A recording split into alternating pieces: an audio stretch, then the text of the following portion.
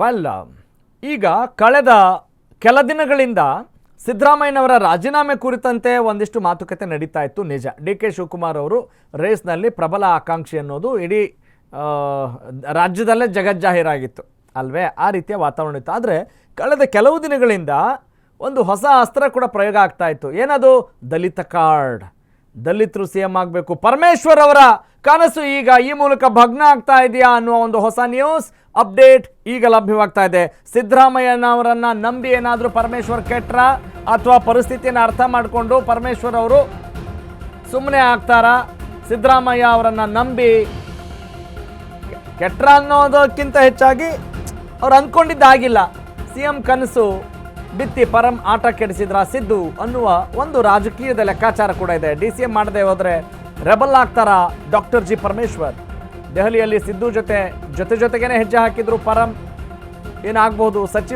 ಸಚಿವಗಿರಿಯನ್ನು ಪರಮ ಒಪ್ಪದೇ ಇರೋ ಸಾಧ್ಯತೆಗಳೇನಾದರೂ ಇದ್ದಾವ? D K she ಜೊತೆ ಕೆಲಸ ಮಾಡೋಕ್ಕೆ ಪರಂ ಒಪ್ಪೋದು ಕಷ್ಟವಾಗ್ಬೋದಾ? ಹೀಗೆ ಹಲವು ಪರ್ಮಿಟೇಷನ್ಸ್, ಕಾಂಬಿನೇಷನ್ಸ್. ಅಂದರೆ ಡಿ ಕೆ ಸಂಪುಟದಿಂದ ಪರಂ ಹೊರಗುಳಿಯೋ ಸಾಧ್ಯತೆ ಏನಾದರೂ ಹೆಚ್ಚಾಗಿದೆಯಾ? 5 ವರ್ಷ ಸಿ ಎಂ ಆಗಿದ್ದರೆ ಪರಂ ಸೇಫ್ ಆಗಿರ್ಬೋದಾಗಿತ್ತು. ನಾಳೆ ಸಿದ್ದು ರಾಜೀನಾಮೆ, ಪರಮೇಶ್ವರ್ ಕನಸು ಭಗ್ನ ಆಗ್ಬೋದಾ? ಹಾಗಾದರೆ ಗೃಹ ಮಂತ್ರಿ ಪಟ್ಟ ಯಾರಿಗೆ ಸಿಗುತ್ತೆ? ಪ್ರಮುಖ ಖಾತೆಗಳು ಯಾರಿಗೆ ಸಿಗ್ತವೆ? ಇನ್ನು ಡಿ ಸಿ ಎಂಗಳು ಯಾರ್ಯಾರು ಆಗ್ತಾರೆ? ಡಿ ಸಿ ಎಂಗಳು ಅಂತ ಹೇಳಬೇಕಾಗಿದೆ. ಡಿ ಕೆ ಸಿ ಎಂ ಆದರೆ ಪರಮೇಶ್ವರ್ ಸೈಡ್ಲೈನ್ ಆಗಿಬಿಡ್ತಾರಾ? ಹೀಗೊಂದು ಚರ್ಚೆ ಶುರುವಾಗ್ತಾ ಇದೆ. ಮತ್ತು ಡಿ ಸಿ ಎಂ ಮಾಡದೆ ಹೋದರೆ ಪರಮೇಶ್ವರ್ ಅವರು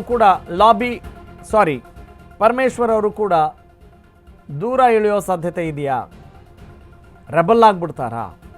ಯಾಕಂತ ಹೇಳಿದ್ರೆ ಈಗ ಒಂದು ಹಂತದ ತಯಾರಿಯನ್ನು ಮಾಡ್ಕೊಂಡಿದ್ರು. ಏನೆಲ್ಲ ದಾಳಗಳನ್ನು ಉರುಳಿಸ್ಬೇಕಿತ್ತು ಎಲ್ಲವನ್ನು ಉರುಳಿಸಿ ಆಯಿತು. ಈಗ ಸಾಧನಾ ಸಮಾವೇಶ ಕೂಡ ಮಾಡಿ ಆಯಿತು ಸಿದ್ದರಾಮಯ್ಯನವರು. ಮುಂದೇನ್ರಿ? ಇನ್ನು ಉಳಿದಂಥ ಅಧಿಕಾರದ ಅವಧಿಯನ್ನು ಬರೀ ಅವ್ರು ಬಳಸ್ಕೊಳ್ಳೋದಾಯ್ತು. ಜನರಿಗೆ ಏನು ಮಾಡ್ತಾರೆ? ಹೊಸ ಯೋಜನೆಗಳೇನಾದರೂ ಬರ್ತಾವ? ಈಗಲೇ ಬರೀ ಗ್ಯಾರಂಟಿ ಯೋಜನೆಗಳ ಕುರಿತಂತೆ ಮಿಶ್ರ ಪ್ರತಿಕ್ರಿಯೆಗಳು ಕೂಡ ವ್ಯಕ್ತವಾಗ್ತಾ ಇದ್ದಾವೆ. ಏನು ಮಾಡ್ಬೋದು ಇನ್ನು ಮುಂದೆ 2028ಕ್ಕೂ ಅವರೇ ಅಧಿಕಾರಕ್ಕೆ ಬರಬೇಕು ಅಂದರೆ ಯಾವ ರೀತಿ ತಯಾರಿ ನಡೆಸ್ತಿದ್ದಾರೆ? ಜನರ ಮೇಲೆ ಯಾವ ರೀತಿ ಪರಿಣಾಮ ಬೀರಬಹುದು?